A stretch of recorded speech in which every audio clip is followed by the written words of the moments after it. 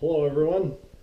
It's been a long time since I made a video. I believe the last one was in April and it is now November 4th. The last video that I got footage for was the stump grinder repair. And yeah, I've had a busy summer, which is good. And it's finally slowed down enough, and I have an interesting project, or what I think is interesting, so I'm gonna try to get some footage of it. I've got a small Husqvarna tractor that has a transmission leak. It is a Husqvarna YTH22V42LS. That's a very long name. Anyway, it's a Husqvarna with a Briggs & Stratton engine, 22 horsepower Briggs & Stratton. It's about 7 years old, and it looks like it's been taken pretty good care of. And yeah, recently the transmission started leaking. The owner contacted me. I went out to have a look at it and found that it's leaking around here. You guys will get a better look later, but it's leaking behind this bracket here along the seam in the case. And if you look closely there, you might be able to see a nut. And there's supposed to be another nut right over here, and it's missing. Yes, this jack is overkill at 3 tons. Got on my clapper covers. The first thing we got to do is remove the wheels, which is quite easy to do. Remove these stupid caps. And then there's some E-clips, which pop right off. And then the wheel will slide right out. Now we're around the other side. We'll remove this boot. It's a lot easier to do when it's warm and the rubber is supple. Try doing that in a cold day and it's a real miserable task. Alright, you guys gotta scoot back a little bit. And then we can pull the wheel off. The tractor's gonna want to tip a bit because it's got a floppy front axle. But it shouldn't go too far. The next thing, I guess I'll show you guys, it's also cracked on this side. There's a crack here. There's a crack here, which is a pretty bad one. You can fit the screwdriver right in there. And there's also one. And there's also one here. First bolts will take off. Will be these ones on the front of the transmission right here.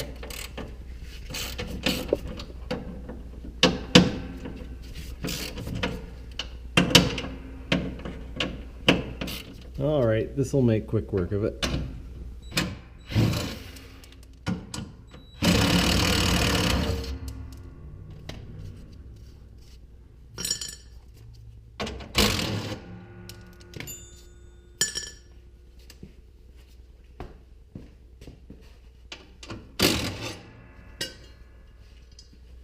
Before I completely unbolt the transmission, I'm going to remove some of the linkages and stuff so that it doesn't get snagged up on its way out. This one would probably be fine because it can move around a lot. But we'll take this cotter pin out, remove the spring. And we won't have to worry about it. This is quite convenient. They actually give you a little clip here, and there's the forward reverse rod removed. Put the clip in the wheel so we don't lose it. Now we've just got a wire, a connector for the reverse lockout or the reverse shutdown. I've already removed these 2 bolts from the other side. Well, one's in finger tight. Just crack these loose, make it easier on the impact. There's one out. And before we take this one all the way out, maybe I'll move the camera so it doesn't get crushed by the transmission.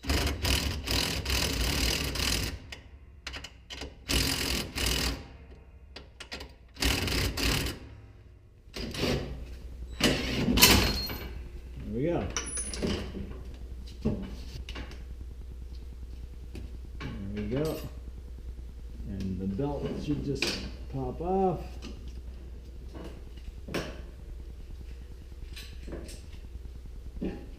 Alright. Just like that, the transmission's out. I'm not 100% certain, but this transmission looks an awful lot like the one that I changed just a couple weeks ago on a John Deere. They're both TUFF TORQ, and I have the other one sitting up on my bench. Okay, so now that I have them up on the bench, they're both TUFF TORQ transmissions. It looks like all the internals are going to be the same. This is the one off the John Deere, and it's a little bit wider. It actually has a little bit longer axle. We can see the cases are the same. We've got the forward reverse lever. On the Husqvarna, it's a little bit shorter. We've got the parking brake, which is the exact same lever on both units. The Husqvarna uses a different belt guide system. The John Deere uses a pin that goes through here to retain the belt, and uses a bolt going in through here with a bracket for the reverse lockout switch, where the Husqvarna uses a bracket on top and the reverse lockout switch here. Now that they're turned around, we can see again the cases are the same. They've both got the same lever here, but again the one on the John Deere is a little bit longer. Same fans, same, no, not the same pulley. The one on the John Deere uses a smaller pulley, which probably means that it's a faster tractor. They're turning the transmission a little bit faster. First things first, we'll blow off the heavy dirt.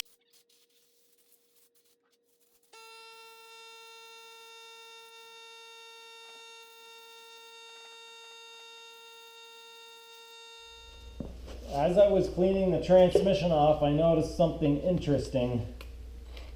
This could be a clue as to why it started leaking and why the brackets broke. So we'll take this bracket off here. Inside of this mounting hole, there is a broken piece of bolt,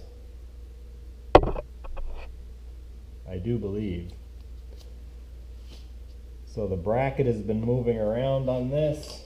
These two holes are threaded on this case,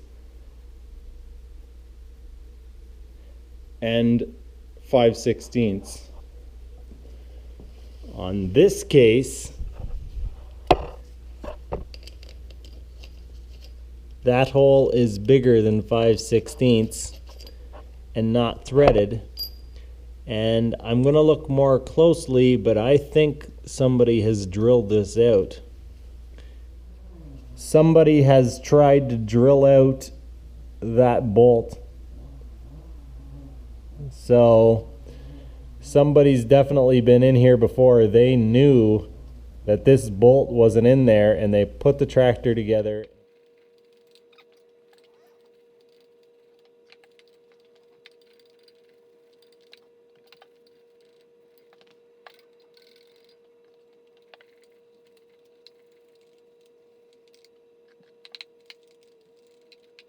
I know that I can get that bolt out. I'm 99% sure, unless something really crazy goes wrong, I can get that bolt out of there. So I'm going to wait to do that after. First, I'm going to remove the cover.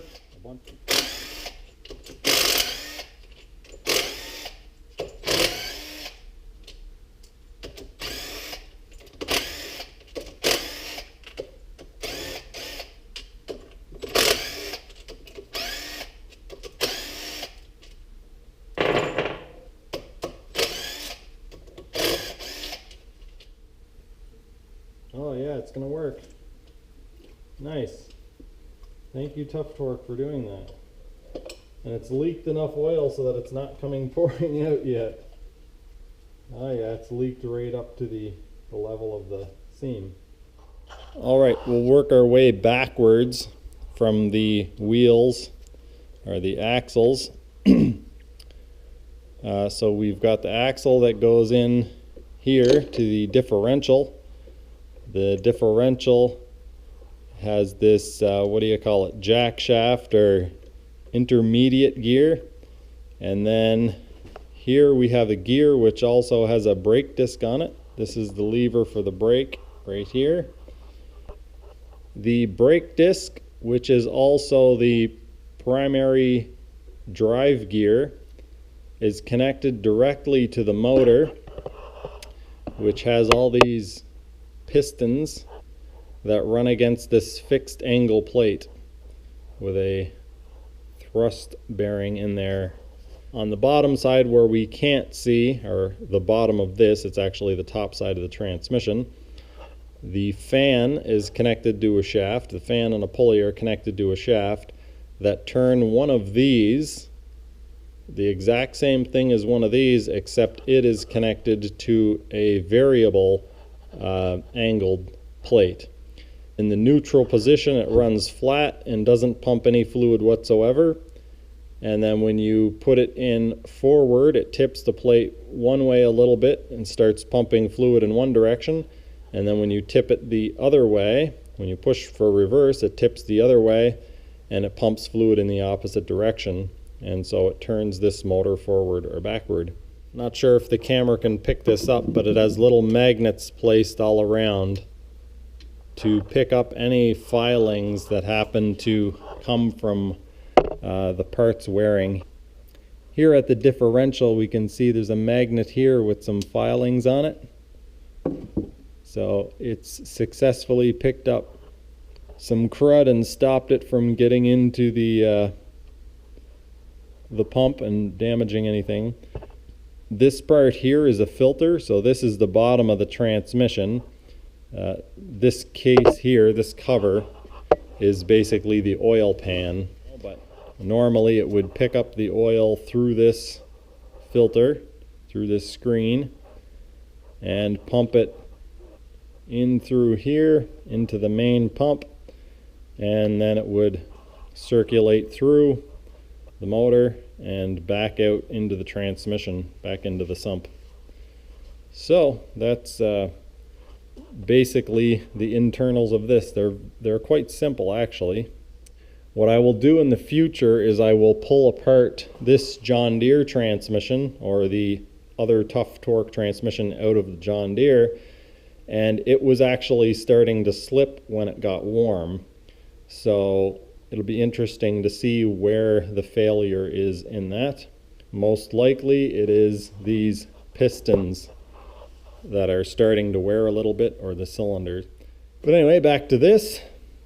I will now dump most of the oil out of it. Then I'll get started on the long process of very carefully cleaning up the cases and trying to figure out exactly what went on here with the drilling out of these holes. As you can see, there's no threads in there. These ones are all threaded. There's no threads in here. So yeah, see if we can investigate a little bit and see what's going on.